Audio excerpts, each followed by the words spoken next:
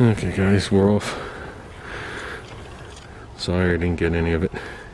I'm going to weld this thing. So, got a bunch of tacks, I would say 8 around. Put the straight edge across, it's still straight. Still got the hose clamps. I did double angle line, full length. They were 13-inch pieces. Not full length, but 13-inch pieces. 1/8-inch angle line. I was going to use that 3/16, not 3/16. That was 1/4-inch piece, but I felt it was too short. So I wanted to get the full length of the tube, knowing that there were whoops and whatever from grinding off all these perches. There was a perch weld right there. So looks like we got it straight.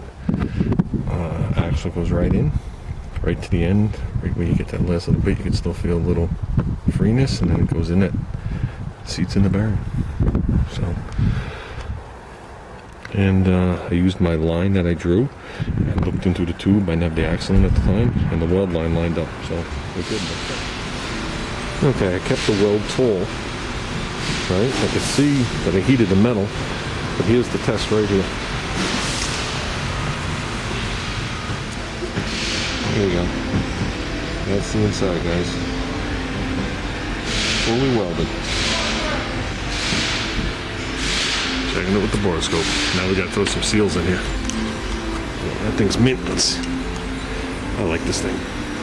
So now I know I can neaten this up a little bit on the outside. I made full penetration.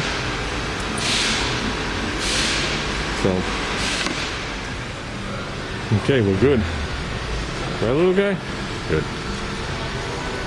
We clean this all inside and temporarily put the cover back on. So that's it. There you go. Nice. Spin that bad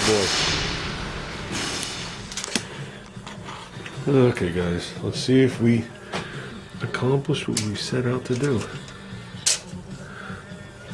On the nut. Come on. I'm doing this one-handed.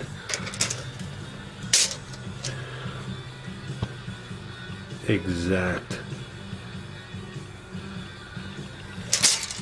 So, and we weren't using the other one as a guide, but believe it or not, the other one was an actual guide because it's 17 and 1/16.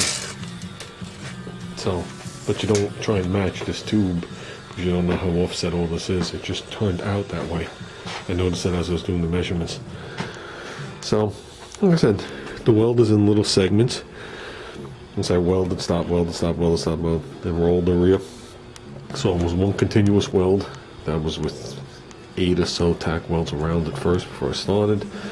You saw with the thing that not all the welds came through. Not all of it you see it hanging down. I looked at all of the weld. Some of the weld you see hanging down, and some you really don't. But I see a purple stripe on the inside of the tube also, so that's a good sign. I could also see the purple stripes of where everything else was welded. We'll clean it up just a tad. I don't mind leaving it there. I want to try and get the ladder bar bracket right here, so I can put the ladder bars wherever I want. But I did learn in the past that the further you bring them in, the more effect it'll have on the car when the car goes into that right rear squat when it sucks the wheel off the ground. So if you want to keep that right rear wheel on the ground, you work them back out, believe it or not. So the regular perches are going to be about right here. So that would seem like a nice place if I could to put my ladder bars. That'd be mint. Have it half on here, half on there. It's another gusset. That one I don't think we need. So, like I said, the rear still needs to be cleaned and done and whatever it is. It's just good for now. But before we put it in the car, I'm going to have Junior clean up that whole other side.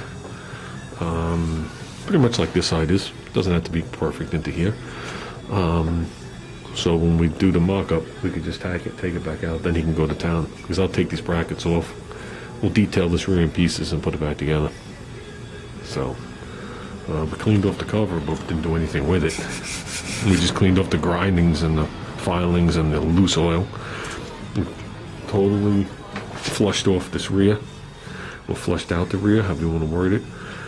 The carrier, everything was spotless inside, and I re-oiled it. It's not full, but it's fully re-oiled. what about a quart of oil in it? And make sure I got the carrier bearings again, the pinion bearings, the full gear, everything.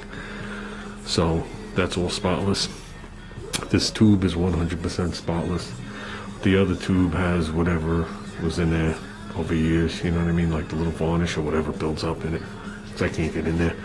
We are going to put 2 new axle seals in it. The bearings look mint, so then there's no scoring or any discoloring on the axles themselves. So we'll probably stick with those unless something goes wrong with them, and we'll pop them out. That's not a biggie. These are easy.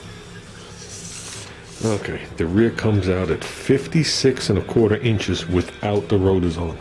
So you have to add the 2 rotors to it. I don't know how thick these things are. I'm assuming the ones we get are going to be the same. So I think it's going to be, it's supposed to land at 56½ inches. It's going to be very close. It might be like a 1/16 wider than that. Which is the factory width of this car, but 2 inches narrower than the Concord. And the AMX and all the other cars, this car's a rear by itself, but this car has an AMX rear in it. So that's where I'd like to do this in here and get the factory width in there, so I get a deeper offset wheel in there. But that's gonna be nice for him, because now we can really beef up those rear tires and not have any worries whatsoever. I'd just like to say one last thing. After I did the series of tacks, me and Junior checked it with a straight edge because we pulled the jigs off. And the straight edge around the whole rear was coming up flat. After I did the complete weld, the only way I could check it now, unless I cut a notch in my straight edge, which I'm not going to do, is I just checked it at 4 points to this machine flange, and it comes up dead 17 on every one of them. So if this thing is off, okay, it can't be too bad. You know what I mean? Can't be too bad. So